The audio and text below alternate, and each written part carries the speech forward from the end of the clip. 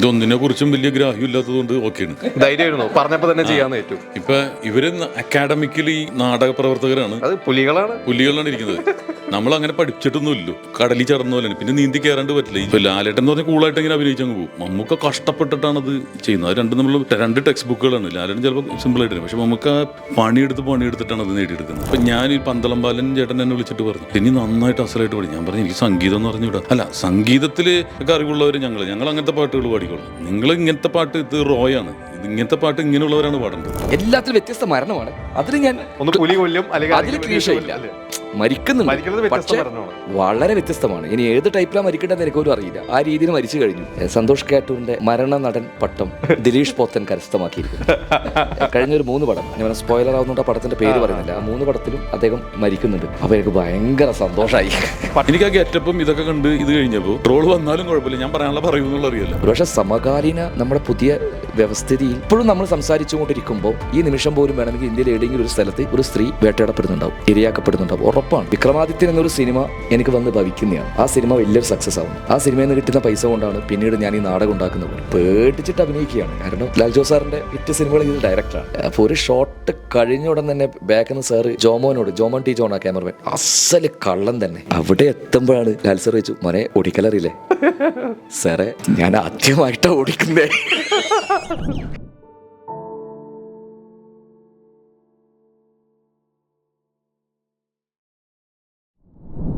മത്ത് എന്ന സിനിമയുടെ സംവിധായകനും താരങ്ങളുമാണ് നമ്മളോടൊപ്പം ഉള്ളത്.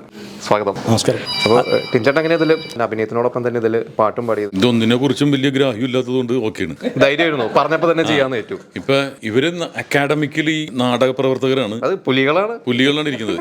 നമ്മളങ്ങനെ പഠിച്ചിട്ടൊന്നുമില്ലോ, കടലിൽ ചടന്ന പോലെയാണ്. പിന്നെ നീന്തി കയറാണ്ട് പറ്റില്ല, ഈ ജീവിതം ഇനി നീന്തി കയറാണ്ട് പറ്റില്ല. സംഗീതവും ഞാൻ പഠിച്ചിട്ടൊന്നുമില്ല. പക്ഷേ കടലിൽ കയറിയിട്ട് എന്ത് കിട്ടിയാലും നമുക്ക് രക്ഷയുടെ മാർഗമാണല്ലോ. ഇപ്പൊ ഒരു വൈക്കോൽ തുമ്പായാലും രക്ഷ എന്ന് പറയുന്ന പോലെ പിടിച്ച സാധനത്തിൽ കയറുക. ആദ്യം തന്നെ വണ്ടിയിൽ ഇപ്പൊ കയറി പോയില്ലെങ്കിൽ പിന്നെ ബസ് ഉണ്ടാവില്ല. അപ്പൊ വരണ ചാൻസ് മിസ്സാക്കരുത് എന്നാണ്. അത് നമ്മൾ എന്തിനും തയ്യാറായിട്ട് നിൽക്കണം, തലവെട്ടിക്കളാണ്. അപ്പൊ തന്നെ അതിന് തയ്യാറായിട്ട് നിൽക്കുകയാണ്. ഇതിനു മുമ്പ് സിനിമയിൽ പാടിയിട്ടില്ലല്ലോ? ചെറിയ പരിപാടികളൊക്കെ ചെയ്തിട്ടുണ്ട്. പക്ഷേ ഫുൾ സോങ് എന്ന് പറഞ്ഞിട്ടുണ്ടെങ്കിൽ ഭയങ്കര ടെൻഷനുള്ള കാര്യമാണ്. കാരണം അതൊരു പിക്ചറൈസേഷൻ ഉണ്ടാവും, വരികൾ ഹൃദ്യസ്ഥമായിരിക്കണം, എന്ന് പറഞ്ഞാൽ ഹൃദ്യമായിരിക്കണം. ആൾക്കാർക്കത് മനസ്സിലാക്കണം. ഇപ്പൊ ചെറിയ സ്ക്രീനിലാണെങ്കിൽ തന്നെ അത് എന്റർടൈനർ ആയിട്ട് തോന്നിയില്ലെങ്കിൽ അത് ഇറിറ്റേഷനായി മാറും. അങ്ങനത്തെ റിസ്ക് എലമെന്റ് ഉണ്ട്. മറ്റേ സ്റ്റേജിൽ പാടുക അതൊന്നും കുഴപ്പമില്ല. ഇപ്പൊ സിനിമയിൽ തന്നെ ഗോപി സുന്ദറാണ് മംഗ്ലീഷിന്റെ പ്രൊമോഷന് ദുൽഖറിന്റെ ഒപ്പം തന്നെ ഒരു പാട്ട്, അത് വെറുതെ ഒരു ചൊല്ലു പോലെ ചെയ്യുന്ന. ഇതങ്ങനെ ഒരു പാട്ട് തന്നെയാണ്, പിച്ചെടുത്ത് പാടണം. ഈ പറഞ്ഞ പോലെ ഇതിനെക്കുറിച്ച് വലിയ ഇതില്ലാത്തതുകൊണ്ട് അപ്പൊ ഞാൻ ഈ പന്തളം ബാലൻ ചേട്ടൻ എന്നെ വിളിച്ചിട്ട് പറഞ്ഞു, ഇനി നന്നായിട്ട് അസലായിട്ട് പാടി. ഞാൻ പറഞ്ഞു, എനിക്ക് സംഗീതം എന്ന് പറഞ്ഞുവിടാ. അല്ല, സംഗീതത്തില് ഒക്കെ അറിവുള്ളവർ ഞങ്ങൾ അങ്ങനത്തെ പാട്ടുകൾ പാടിക്കോളാം. നിങ്ങൾ ഇങ്ങനത്തെ പാട്ട് ഇത് റോയാണ്, ഇത് ഇങ്ങനത്തെ പാട്ട് ഇങ്ങനെയുള്ളവരാണ് പാടേണ്ടത്. അതിനെക്കുറിച്ചാണ്. മണിച്ചേട്ടനൊക്കെ പണ്ട് ഇതുപോലെ നാടൻ പാട്ടുകളിലൂടെ ഒക്കെ വന്ന് തകർത്തു. അല്ല, മണിച്ചേട്ടൻ പിന്നെ ജന്മന ബോൺ സിംഗറാണത്, ജനിച്ചു വീണ ബോൺ ആക്ടർ എന്നൊക്കെ പറയുന്നില്ല. നമ്മളെ ആഗ്രഹം കൊണ്ട് വന്നതാണ്. അത് രണ്ടും തമ്മിൽ വ്യത്യാസമുണ്ട്. ഇപ്പൊ ലാലേട്ടൻ എന്ന് പറഞ്ഞാൽ കൂളായിട്ട് ഇങ്ങനെ അഭിനയിച്ചങ്ങ് പോകും. മമ്മൂക്ക കഷ്ടപ്പെട്ടിട്ടാണ് അത് ചെയ്യുന്നത്. അത് രണ്ടും തമ്മിൽ രണ്ട് ടെക്സ്റ്റ് ബുക്കുകളാണ്. ലാലേട്ടൻ ചിലപ്പോൾ സിമ്പിൾ ആയിട്ട്, പക്ഷെ നമുക്ക് പണിയെടുത്തിട്ടാണ് അത് നേടിയെടുക്കുന്നത്. അപ്പൊ ഞാൻ അവരത്തൊന്നും താരതമ്യം ചെയ്തതല്ല, ഞാൻ എന്റെ അവസ്ഥ പറയാണ്. താഴെപ്പട്ടണിക്കാരാണ് നമ്മളൊക്കെ, എന്ത് കിട്ടിയാലും ചെയ്യുന്നുള്ള അവസ്ഥയാണ്. പക്ഷെ എനിക്ക് പറ്റുന്നത് ഇപ്പൊ ഇദ്ദേഹം പറയണം, അതിൻ്റെ അകത്തൊരു പ്രധാന കോമഡിയന്റെ വേഷം ഞാൻ ചെയ്യൂല, അത് വേറെ ആളെ സജസ്റ്റ് ചെയ്യുള്ളൂ. എനിക്ക് ഹ്യൂമർ തന്നെ ചെയ്യാൻ ലിമിറ്റേഷൻസ് ഉണ്ട്. എന്റെ ബോഡി ലാംഗ്വേജ് അങ്ങനെയാണ്. കൃത്യമായിട്ടൊരു ആക്ടറിനെ കുറിച്ച് സ്വന്തമായിട്ട് പഠിക്കുക എന്നുള്ളതാണ്. അപ്പൊ എനിക്കിത് കുഴപ്പമുണ്ടാവില്ല, നീന്തി കയറാൻ പറ്റുമെന്ന് തോന്നിയതുകൊണ്ടാണ്. ഇതിൽ ഹ്യൂമർ ഒന്നും ഇല്ലല്ലോ, ഇതിൽ പക്ക സീരിയസ് ആയിട്ടുള്ള ഒരു ക്യാരക്ടർ തന്നെയല്ലേ ചെയ്യുന്നത്? ഹ്യൂമറിന്റെ ഷെയ്ഡ്സ് ഉണ്ടോ? ഹ്യൂമർ ഷെയ്ഡ്സ് ഒന്നുമില്ല. അപ്പൊ ഒരു പക്ക ഒരു അച്ഛന്റെ ക്യാരക്ടർ നമ്മൾ ഈ പാട്ട് സീനിലും ഇത് കണ്ട പോലെ തന്നെ ഉള്ള ഒരു ക്യാരക്ടറാണ്. അപ്പൊ ഈ ഒരു ക്യാരക്ടർ വന്നപ്പോൾ തന്നെ ആദ്യം തന്നെ ഏറ്റെടുത്തു, ധൈര്യമായിട്ട് അങ്ങ് ഏറ്റെടുത്തു. അങ്ങനെ ഏറ്റെടുക്കല്ലേ, ഇത് പടിപടിയായിട്ടുള്ള ഒരു ഗ്രോത്ത് ആയിരുന്നു. ആദ്യം കഥ പറഞ്ഞു കഴിഞ്ഞപ്പോൾ ഇതിന്റെ ഒരു സെക്കൻഡ് ഈ സഞ്ജയ് ചെയ്യേണ്ട റോളായിരുന്നു ഞാൻ ചെയ്യേണ്ടത്. അപ്പൊ ഈ ക്യാരക്ടർ എൻ്റെ ഒരു റോൾ എന്ന് പറഞ്ഞാൽ അതിനേക്കാൾ വീരമാണ്. അപ്പൊ ഞാൻ ചെയ്യാൻ പോണത് സെക്കൻഡ് ക്യാരക്ടർ മഹാവൃത്തിയിട്ടാണ്. മറ്റേന് കുറച്ചെങ്കിലും നന്മയുണ്ട് മറ്റേ ക്യാരക്ടറിന്. അതിന് കുറച്ച് നന്മ, അതാണല്ലോ പാട്ടിന്റെ ഒക്കെ. പിന്നെ എങ്ങനെ ഇയാൾ കൊള്ളരുതാത്തനായി മാറുന്നു എന്നുള്ളതാണ്. അപ്പോൾ ശരിക്കും ഇത് തന്നെ ഞാൻ ചെയ്യാൻ തയ്യാറെടുത്തുകൊണ്ടിരിക്കുകയായിരുന്നു. അത്ര ബ്രൂട്ടലായിട്ടുള്ള ഒരാളാണ്. അപ്പം പ്രത്യേക സാഹചര്യം മൂലം ആ പ്രധാന ക്യാരക്ടർ ചെയ്യാൻ ഉള്ള ആൾ വരാൻ പറ്റാത്തത് കൊണ്ട് എനിക്ക് പ്രൊമോഷൻ കിട്ടി. ചിലപ്പോൾ എപ്പോഴാണ് നമ്മളിങ്ങനെ നിൽക്കണം, അത് പണ്ട് മറ്റേ ചാപ്പ എറിയുമ്പോൾ പിടിക്കാൻ നിൽക്കൂല, അതുപോലെ നിന്നപ്പോൾ കിട്ടിയതാണിത്. കിട്ടിയപ്പോ ആ പിടിവളിയിലേക്ക് കയറി. ആ അവസരങ്ങൾ കിട്ടിയാലേ നമുക്ക് പെർഫോം ചെയ്യാൻ പറ്റുള്ളൂ. ഇപ്പൊ സന്തോഷ് കീഴാറ്റൂർ എന്ന് പറഞ്ഞ ഒരാൾക്ക്, അദ്ദേഹം അസോസിയേറ്റ് ഡയറക്ടറായിരുന്ന നാടകമായിരുന്നു. അദ്ദേഹത്തിന് ഒരു സിനിമയിൽ അവസരം കിട്ടിയപ്പോഴാണ് അദ്ദേഹം ആക്ടറായിട്ട് പ്രൂവ് ചെയ്തത്. പിന്നെ സ്ഥിരം ഒരു പാറ്റേണുള്ള അച്ഛൻ, സൂപ്പർ സ്റ്റാറുകളുടെ അച്ഛനായി മാറി. വളരെ ചെറുപ്പകാലത്തിൽ തന്നെ സൂപ്പർ സ്റ്റാർ അച്ഛനായി മാറി. പിന്നെ അപ്പൊ അദ്ദേഹത്തിനെ കണ്ടത് പിന്നെ അച്ഛനായിട്ടാണ്. ഇപ്പൊ സുധീഷിന് ഇപ്പൊ ഭയങ്കര പ്രായമുള്ള കഥാപാത്രം ചെയ്താലും നമുക്ക് കാണുമ്പോൾ കിണ്ടിയായിട്ട് തോന്നുന്നത്. ഭയങ്കര നരച്ചിട്ടൊക്കെ കാണിക്കുമ്പോഴും നമുക്ക് ആ പയ്യനായിട്ട് തന്നെയാണ് ശബ്ദമൊക്കെ കേൾക്കുമ്പോൾ. അപ്പോൾ അങ്ങനെ ടൈപ്പായി പോകാത്തൊരു കഥാപാത്രമാണ് ഇരിക്കും. അല്ലെങ്കിൽ ഞാൻ ഇപ്പോൾ പ്രാഞ്ചിയേട്ടിലെ ഡ്രൈവറായിട്ട് വന്നത്, പിന്നെ എനിക്ക് മമ്മൂക്കയുടെ ഡ്രൈവറായിട്ട് വന്നു, പിന്നെ മനോജ് കെന്റെ ഡ്രൈവറായിട്ട് വിളിച്ചെന്നെ. അപ്പം ചോദിച്ചാൽ എന്താ ഡ്രൈവർ മാത്രമേ, അത് മോശം ജോലിയായിട്ടല്ല, സിനിമയിൽ കംപ്ലീറ്റ് അത് തന്നെ പോയെങ്കിൽ അങ്ങനെ പോകും. പക്ഷെ ഒരു ഭാഗ്യം എന്ന് പറഞ്ഞാൽ അതുപോലുള്ള ടൈപ്പ് കാസ്റ്റ് ചെയ്യപ്പെട്ടിട്ടില്ല ഞാൻ. അപ്പോൾ ഇതിലും ഇവർ പരീക്ഷണമാണ് നടത്തിയത്. ഇപ്പൊ സന്തോഷേട്ടൻ, നമുക്ക് പൊതുവെ സന്തോഷേട്ടൻ്റെ പോസ്റ്റർ ഇപ്പൊ ട്രോളൊക്കെ ഉണ്ട്, വന്നു കഴിഞ്ഞാൽ ഈ ക്യാരക്ടർ മരിക്കും. ഇപ്പൊ ഓരോ സ്റ്റാർസ് ഉണ്ടല്ലോ, ഇപ്പൊ പോസ്റ്ററിലൊക്കെ വരും ചീറ്റിംഗ് സ്റ്റാർ, മറ്റേ സ്റ്റാർ, ഡെത്ത് സ്റ്റാർ, ഇതിലെ ക്യാരക്ടർ. കഴിഞ്ഞ ദിവസമൊക്കെ ഭയങ്കര സന്തോഷം ഉണ്ടായിരുന്നു. ഞങ്ങൾ FB നോക്കുമ്പോഴേക്കേ അതിൽ സന്തോഷ് കീഴാറ്റൂരിന്റെ മരണ നടൻ പട്ടം ദിലീഷ് പോത്തൻ കരസ്ഥമാക്കിയിരിക്കുന്നു. കഴിഞ്ഞ ഒരു 3 പടം, ഞാൻ സ്പോയിലർ ആവുന്നുണ്ട്, ആ പടത്തിന്റെ പേര് പറയുന്നില്ല, ആ 3 പടത്തിലും അദ്ദേഹം മരിക്കുന്നുണ്ട്. അപ്പൊ എനിക്ക് ഭയങ്കര സന്തോഷമായി. പട്ടം കൈമാറി. അല്ല, എനിക്ക് ഇതിന്റെ ഇടയ്ക്ക് മറ്റേ പോർത്തൊഴിൽ ചെയ്തല്ലോ, ആ സമയത്ത് അത് ഹിറ്റ് ആയപ്പോ അതിന്റെ ഡയറക്ടർ അതിന് മുമ്പേ പറഞ്ഞു. ഞാൻ പറഞ്ഞിരുന്നു പുള്ളിയോട്, ഞാൻ മരിക്കുന്നുണ്ട്, അപ്പൊ എന്നോട് ഈ എല്ലാം തമിഴിലാണ് പറയുന്നത്. ആദ്യം 1-2 ഇന്റർവ്യൂ ഉണ്ടായിരുന്നു, എനിക്ക് അവസാനം അത് പറഞ്ഞത് മനസ്സിലായില്ല. ആദ്യത്തെ ഷെഡ്യൂൾ നമ്മുടെ ഷോട്ടൊക്കെ കഴിഞ്ഞു, പിന്നെ കുറേ 1-2 മാസം കഴിഞ്ഞിട്ടാണ് അവസാനത്തെ സീൻ എടുക്കുന്നത്. അപ്പോൾ ഞാൻ ദുബായിലൊരു ഷോ കഴിഞ്ഞിട്ട് നേരെ ചെന്നൈയിലെത്തിയതാണ്. നേരെ എയർപോർട്ടിൽ തന്നെ നേരെ ഇതിലേക്ക് ലൊക്കേഷനൊക്കെ വരുന്നത്. കുറച്ച് ലേറ്റുമായി, അത് എപ്പോഴായി ഇപ്പോഴും എന്താ സീൻ വയ്ക്കുമ്പോൾ പറഞ്ഞു ഇയാൾ മരിക്കുന്ന സീനാണ്. ഞാൻ ഇങ്ങനെ ചിരിച്ചു. അപ്പോൾ ഞാൻ ഡയറക്ടർ പറഞ്ഞു, മലയാളത്തിൽ അങ്ങനെ ഒരു ശ്രുതി ഉണ്ട്, ഒരു കരക്കമ്പി ഉണ്ട്, ഞാൻ മരിച്ച സിനിമയൊക്കെ ഭയങ്കര ഹിറ്റാണെന്ന്. അപ്പം ഇത് ഹിറ്റായിരിക്കും. അപ്പോൾ പുള്ളി ഒരു ഭയങ്കര പാവം മനുഷ്യനാണ്. ഓക്കെ സാർ നമുക്ക് സീൻ പോകാം. എനിക്ക് ഇയാൾക്ക് മനസ്സിലാവാത്തോണ്ടാകും. അതിന് ഞാൻ വ്യത്യസ്തമായിട്ട് മരിച്ചു. എല്ലാത്തിലും വ്യത്യസ്ത മരണമാണ്. അതിന് ഞാൻ അതിൽ ക്ലീശയില്ല, മരിക്കുന്നുണ്ട്, പക്ഷേ വളരെ വ്യത്യസ്തമാണ്. ഇനി ഏത് ടൈപ്പിലാണ് മരിക്കേണ്ടതെന്ന് എനിക്കൊന്നും അറിയില്ല. ആ രീതിയിൽ മരിച്ചു കഴിഞ്ഞു. അതുകൊണ്ട് അപ്പോൾ എനിക്ക് ഞാൻ ചോദിച്ചു അസോസിയേറ്റോട്, ഇത് എങ്ങനെയാണ് മരിക്കുന്നത്? അപ്പോൾ പുള്ളി പറയും ഇങ്ങനെ, ഓ സമാധാനമായി. അപ്പോൾ അത് ക്ലീശയല്ല. അപ്പോൾ മരിച്ചു കഴിഞ്ഞു. അതിനുശേഷം സിനിമ ഹിറ്റായ ശേഷം അത് ഡയറക്ടറോട് പറഞ്ഞു, അത് പുള്ളിക്ക് മനസ്സിൽ വെച്ചു. പക്ഷേ ഈ ടെൻഷൻ ഇല്ല. പിന്നെ സിനിമ ഹിറ്റായ ശേഷം ഇവരിങ്ങനെ അസോസിയേറ്റും ഒരു അസോസിയേറ്റ് മലയാളികളാണ്. പുള്ളി ഈ കാര്യം പറഞ്ഞപ്പോൾ അവർ പൊട്ടിച്ചിരിച്ചു. നേരത്തെ ഇന്റർവ്യൂ പറഞ്ഞു, ഇതിലെന്താ ക്യാരക്ടർ, ഇതിലങ്ങനെ മരിക്കുന്ന ക്യാരക്ടർ ഒന്നല്ല. Thank you Ranjith. എനിക്കത് പേടിയുണ്ടായിരുന്നു. രഞ്ജിത്ത് എൻ്റെ വളരെ വർഷങ്ങളായിട്ടുള്ള സുഹൃത്താട്ടോ. ഞങ്ങൾ നാടക പ്രവർത്തകനാണ്. നമ്മുടെ ഒരു അനിയനെ പോലെയാണ്. ഇദ്ദേഹത്തിൻ്റെ കുടുംബമായിട്ട് അടക്കമുള്ളൊരു ബന്ധമാണ്, ദീർഘകാലത്തെ 10-30 വർഷമായിട്ടില്ല. അപ്പോൾ ഈ കഥ മൊത്തം സ്റ്റോറി എൻ്റെ അടുത്ത് വന്ന് പറഞ്ഞിരുന്നു. സ്റ്റോറി വന്നു, കാസ്റ്റിങ്ങിനെ കുറിച്ച് പോലും പറയുമ്പോൾ നമ്മളിങ്ങനെ പല നിർദ്ദേശങ്ങളും കാര്യങ്ങളൊക്കെ കൊടുത്തു. അപ്പോൾ ഒരു ക്യാരക്ടർ പറഞ്ഞു. അപ്പോൾ ക്യാരക്ടർ പറഞ്ഞ സമയത്ത് എനിക്ക് എൻ്റെ ഒരു ആഗ്രഹം എന്ന് വെച്ചാൽ ഇദ്ദേഹത്തിൻ്റെ ഒരു പ്രൊജക്ട് നടക്കുക എന്നുള്ളത്. കാരണം അതിൻ്റെ ഭാഗമാണ് ഇതേ എത്രയോ വർഷമായിട്ട് നടന്നുകൊണ്ടിരിക്കുകയാണ്. എൻ്റെ ഫൈന് കുറേ ദിവസം കഴിയുമ്പോൾ ടിനിയായിട്ടാണ് ആ വേഷം. ഞാൻ ഗംഭീരം. കാരണം അങ്ങനെയുണ്ട്, ഒരു ആക്ടർക്ക് ഒരു മാറ്റം ഭയങ്കര രസമാണ്. പിന്നെ നമ്മളും കാണുന്നുണ്ട് ആ സ്ക്രിപ്റ്റ് വായിക്കുമ്പോൾ അങ്ങനെ ഒരു രൂപം കാര്യത്തിലൊക്കെ വരുമ്പോൾ ഒരച്ഛൻ, പിന്നെ ഒരുപാട് എത്തിക്സ് ഒക്കെ പറയുന്ന ഒരു മനുഷ്യനാണ്. അപ്പോൾ ഒരു അച്ഛൻ മകൾ ബന്ധമൊക്കെ ഒരുപാട് ഇതായി മാറും. അതിൽ എൻ്റെ ക്യാരക്ടർ ഇങ്ങനെ പറഞ്ഞു, കുറച്ച് കാര്യങ്ങൾ പറഞ്ഞു, ഞാനതങ്ങ് വിട്ടു. പിന്നെ നമ്മളിങ്ങനെ എന്താ പറയുക, നേരത്തെ പറഞ്ഞ പോലെ തന്നെ ജീവിത പ്രാരാബ്ധത്തിന് ഓരോ സെറ്റും ഓരോ നാടകങ്ങളൊക്കെ ചെയ്ത് പോവാണ്. അതിൻ്റെ സമയത്ത് വിളിച്ചു. അപ്പോൾ എൻ്റെ ഒരു ഇഷ്ടം എന്താണ്, ഇവരുടെ സെറ്റിൽ പോവുക, 2 ദിവസം ഒന്ന് ചില്ലാവുക, വരിക. ഫസ്റ്റ് സീൻ ചെയ്തപ്പോഴും എനിക്ക് അതത്രയും എനിക്ക് താല്പര്യം തോന്നിയില്ല. പിന്നെ ഇദ്ദേഹത്തിൻ്റെ ഒരു പ്രൊജക്ടിൻ്റെ ഭാഗമാവുക, അതിൻ്റെ ഒരു ബാലൻസ് ടിനിയാട്ടിൻ്റെ കൂടെയുള്ള കോമ്പിനേഷൻ ചെയ്തു. അപ്പോഴും ഓക്കെ. പക്ഷേ പറഞ്ഞ സമയത്ത് തന്നെ അതിൻ്റെ രൂപം ഞാൻ ഉണ്ടാക്കി എൻ്റെ മനസ്സിൽ. അത് മേക്കപ്പ് മാനായിട്ട് ചർച്ച ചെയ്ത് നമുക്ക് ഇങ്ങനെ ഒരു രൂപം അങ്ങനെ ഉണ്ടല്ലോ, നമ്മൾ ഇതേ അതിൻ്റെ ഫുൾ നരേറ്റ് ചെയ്ത് കഴിഞ്ഞാൽ പിന്നെ ഒരു രൂപം നമുക്കും കൂടി ഉണ്ടാക്കാം. ആ രൂപം ഇങ്ങനെ ആക്കി കൂടെ നിൽക്കുമ്പോൾ ഓക്കെ പറഞ്ഞു. അതിൻ്റെ കോസ്റ്റ്യൂം കാര്യം അല്ലെ, ആദ്യം സിഗരറ്റ് ഒന്നും ഉണ്ടായിട്ടില്ല. ഞാൻ സിഗരറ്റ് വേണം, നമുക്ക് ചുരുട്ടാകാം. ആ പോസ്റ്റർ ഇവിടെ ഇല്ല, ഒരു ചുരുട്ടാകാം. അപ്പോൾ ഇദ്ദേഹം അതിൻ്റെ കഥ പറഞ്ഞത് കൊണ്ട് തന്നെ നേരത്തെ പറഞ്ഞ ഈ ഒരു ആധിപത്യം സ്ഥാപിക്കുകയും ഈ സിഗരറ്റും ചുരുട്ടലും പറയുമ്പോൾ മാറി അതിൻ്റെ ഒരു ലെവലിൽ സംഭവമുണ്ട്. അപ്പോൾ ഞാനത് ഫസ്റ്റ് ഒരു ചുരുട്ട് ഇങ്ങനെ വലിച്ചിട്ട് ആ ഒരു എൻട്രി ഉണ്ട് എൻ്റെ അടുത്ത്. ഞാൻ ഒരു മോണിറ്റർ, അതിനുശേഷം എഡിറ്റിംഗ് പോയിട്ട് ലാപ്ടോപ്പ് നോക്കുമ്പോൾ അതൊരു കൊള്ളാൽ ഇവരുടെ സംഭവം, അതിലെന്തോ ഒരു ക്യാരക്ടർ ഉണ്ട് എന്ന് മനസ്സിലായി. അല്ലാതെ ഒന്നുമില്ല എന്നോട് പറഞ്ഞ സമയത്ത്. പിന്നെ ഇതിൻ്റെ പ്രിവ്യൂ കണ്ടപ്പോഴാണ് അതൊരു കുറച്ച് സമയമാണെങ്കിലും ടിനി ചെയ്യുന്ന ആ വേഷത്തിന് അങ്ങനെയുണ്ട്. അങ്ങനെ ഒരുപാട് പേരുണ്ട് നമ്മുടെ സമൂഹത്തിൽ ഈ മനുഷ്യന്മാരെ വഴിതിരിച്ചു വിടുന്നത്. ചിലയാൾ നല്ല വഴിയിലേക്ക് വിടും, ചിലയാൾ മോശം വഴിയിലേക്ക് വിടും. ഈ മോശം വഴിയിലേക്ക് വിടുന്നവരാണ് ഏറ്റവും കൂടുതൽ. നല്ല ഉപദേശങ്ങളല്ല തരിക. അപ്പോൾ അങ്ങനെ ഒരു ക്യാരക്ടറാണ് എൻ്റെ ഒരു ക്യാരക്ടർ.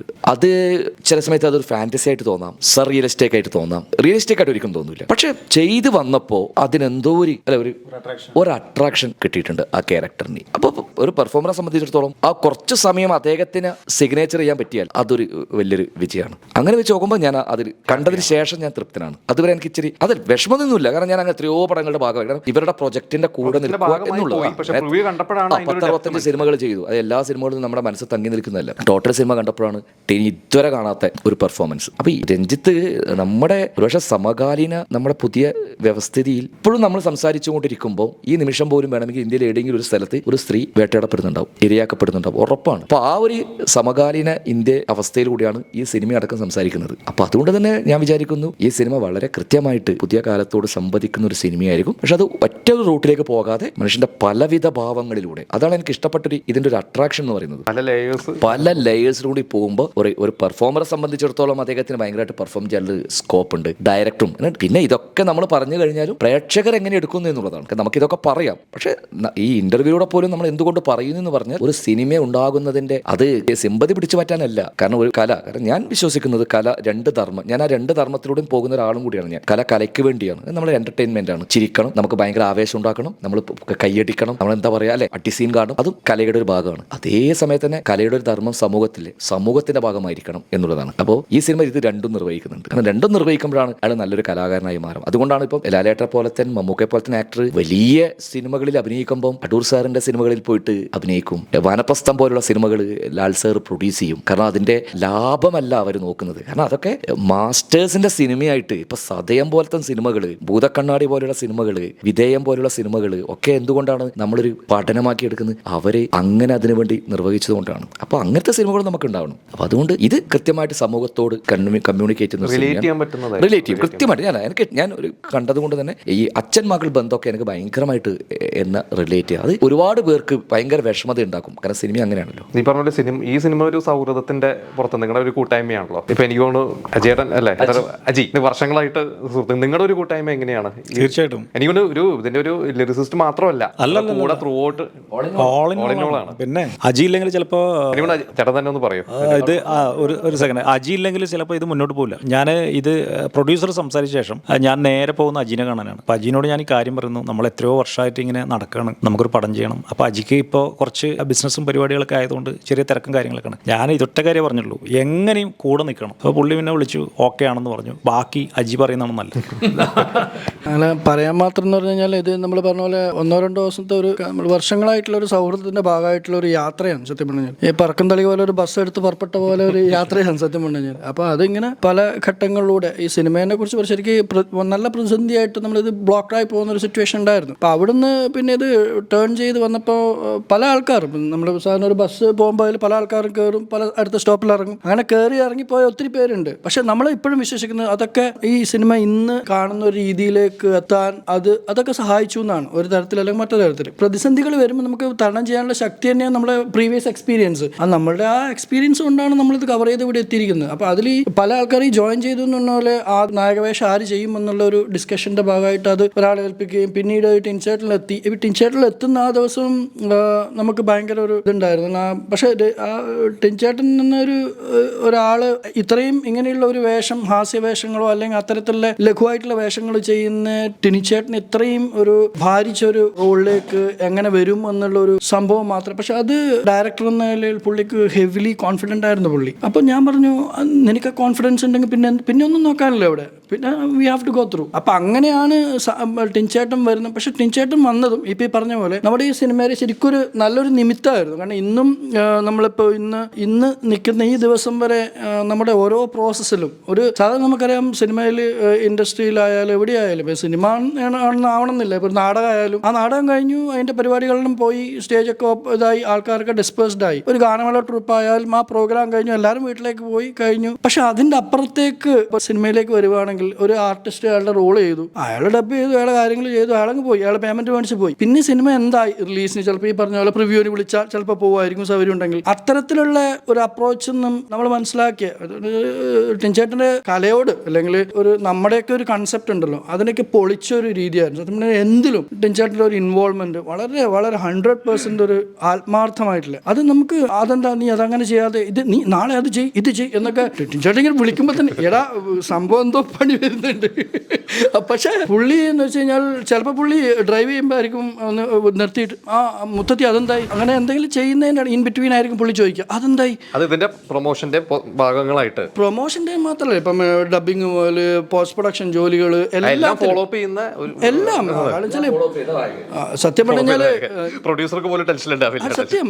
ഇപ്പൊ ടിൻചേട്ടന്റെ മകളായിട്ട് പുതിയ നായികയാണ്. നേരത്തെ നമ്മുടെ നായികയുടെ സംസാരിച്ചപ്പോഴും പറഞ്ഞിരുന്നു ടെൻഷൻ ഉണ്ടായിരുന്നു, കാരണം ഒരു നായികയായിട്ട് ആദ്യമായിട്ട് വരുന്നു, പ്രത്യേകിച്ച് ടിൻചേട്ട പോലെ ഒരു സീനിയർ ആയിട്ടുള്ള ആർട്ടിസ്റ്റ്. അപ്പൊ എങ്ങനെയായിരുന്നു മകളായിട്ട് അഭിനയിക്കുമ്പോൾ പുതിയൊരു നായികയാകുമ്പോൾ ടിൻചേട്ടൻ എത്രത്തോളം എങ്ങനെയാണ് അവരെ കംഫർട്ടബിൾ ആക്കാനും, ഇങ്ങനത്തെ ഒരു സബ്ജക്റ്റും കൂടി ആയതുകൊണ്ട് ഹെവി സബ്ജക്റ്റും കൂടിയാണല്ലോ, അതെങ്ങനെയായിരുന്നു നിങ്ങളുടെ ആ ഒരു കോമ്പിനേഷൻ? അത് ഈ നായിക മാത്രമല്ല, ബ്ലൈൻഡ് ആയിട്ടുള്ള ആർട്ടിസ്റ്റ് ആണ്. അപ്പൊ ബ്ലൈൻഡ് എന്ന് പറഞ്ഞാൽ നമ്മൾ ഉടനെ തന്നെ കലാഭവമണിനെ ബ്ലൈൻഡ് അത്ര മനസ്സിലേക്ക് അത് പോകും, ആ റെഫറൻസ് പോകും. മണിച്ചേട്ടൻ നമ്മുടെ അടുത്ത് മിമിക്രിയിലൊക്കെ കാണിക്കുമായിരുന്നു ഇങ്ങനെ, അതായത് ചെവി കൊണ്ട് ഇങ്ങനെ കേൾക്കുന്ന. പക്ഷെ ഇതിനു മുമ്പൊക്കെ കുറെ ഹോളിവുഡ് സിനിമകൾ ഉണ്ടായിട്ടുണ്ട്. ഒരു സിംഗർ ഉണ്ടായിരുന്നു, അദ്ദേഹത്തിനെ ബേസ് ചെയ്തിട്ട് ഒരു സിനിമ വന്നിട്ടുണ്ട്. അപ്പൊ ആ സിനിമയിൽ ഇത് യഥാർത്ഥത്തിൽ ബ്ലൈൻഡ് ആണോ എന്ന് തോന്നിക്കുന്ന രീതി, അദ്ദേഹം ഒരു ചേഷ്ടകളൊന്നും കാണിച്ചിട്ടില്ല. അതുകൊണ്ടപ്പോൾ ഞാൻ ഒന്നും കൂടി ഞെട്ടി. കാരണം വെറുതെ കൂളായിട്ട് ഇങ്ങനെ നടക്കുന്നുള്ളൂ, ഒരു ഗ്ലാസ് വെച്ചിട്ട്.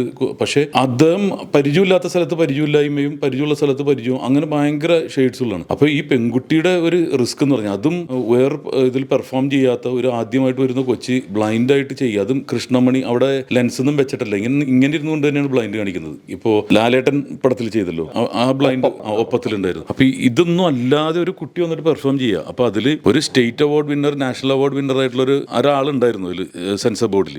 അവർ പറയാൻ പാടില്ല എന്ന്, അതുകൊണ്ടാണ് പേരൊന്നും പറയാത്തത്. അത് പറഞ്ഞെന്ന് വിചാരിച്ച് കുഴപ്പമൊന്നുമില്ല. പത്മകുമാർ എന്ന് പറയുന്ന ഡയറക്ടർ തന്നെയാണ്. അദ്ദേഹമായിരുന്നു ഒരു തവണത്തെ സ്റ്റേറ്റ് അവാർഡിൽ സുദേവ് നായർ. അപ്പൊ അദ്ദേഹം അവരൊക്കെ ചോദിച്ചു അങ്ങനെയുള്ള ഈ കുട്ടി ഏതാണ്, ഭയങ്കര ഗംഭീരമായിട്ട് പെർഫോം ചെയ്തിട്ടുണ്ട്. അതായത് ബ്ലൈൻഡ് ആയിട്ടുള്ള ഒരു സംഭവം, അത് റിയലി ഓവർ ഡു ഒന്നുമില്ല. അതിൽ ഓവർ ഡു വന്നാലും എന്നൊക്കെ പറഞ്ഞ് കാണിച്ചാൽ ഭയങ്കര അത് കറക്റ്റ് ആയിട്ട് അത് ഞാൻ പറഞ്ഞ ഡയറക്ടറിന്റെ കഴിവ് തന്നെ, അദ്ദേഹം കൺസീവ് ചെയ്തിരിക്കുന്ന ക്യാരക്ടേഴ്സാണ്. അപ്പോൾ അത് ഇത്രയും ബ്രില്യൻ്റ് ആയിട്ടൊരു ആർട്ടിസ്റ്റ് നിൽക്കുമ്പോഴാണ് നമുക്ക് പെർഫോം ചെയ്യാൻ പറ്റുള്ളൂ. ഇപ്പം ഞാൻ ആദ്യം സിനിമയിൽ വരുമ്പോൾ പെർഫോം ചെയ്തിട്ടുള്ള പുലികളുടെ കൂടെയാണ്. ഇപ്പോൾ തിലകൻ ചേട്ടൻ്റെ ഒപ്പം ഇന്ത്യൻ ട്രിപ്പിലേക്ക് നമ്മൾ അറിയാണ്ട് അഭിനയിച്ചു. എന്താടാ എന്ന് വെച്ചാൽ അവര് ഇപ്പുറത്ത് പൃഥ്വിരാജ് നിൽക്കുന്നു, അപ്പുറത്ത് രഞ്ജി. അപ്പം നമ്മൾ തന്നെ അറിയേണ്ട പെർഫോം. പിന്നെ പ്രാഞ്ചേട്ടിൽ വരുമ്പോൾ മമ്മൂക്ക, ഇന്നസെന്റ് ആയിട്ടാണ്. അപ്പം അറിയാതെ തന്നെ നമ്മൾ ആ ലെവലിലേക്ക് വരും. അതൊന്ന് റിയാക്ഷൻ കാണിച്ചാൽ മതി, അതുപോലെ പെർഫോം ചെയ്യും. പക്ഷെ നമ്മളെക്കാൾ താഴ്ന്നവരാകുമ്പോൾ നമ്മളും താഴ്ന്നു പോകും. അപ്പം ഈ കുട്ടി അതുപോലെ പെർഫോം ചെയ്തപ്പോൾ നമ്മൾ ആ ലെവലിലേക്ക് ഉയർന്നു. അപ്പോൾ അത് ജൂനിയറോ സീനിയറോ എന്നുള്ളതല്ല, every man is an actor എന്നുള്ളതാണ്. എല്ലാവരും നടന്മാരാണ്. അത് എങ്ങനെയാണ് ഒരു ഡയറക്ടർ അവരെ ഡയറക്ട് ചെയ്യുന്നത് പോലെ ഇരിക്കും അവരുടെ രൂപം.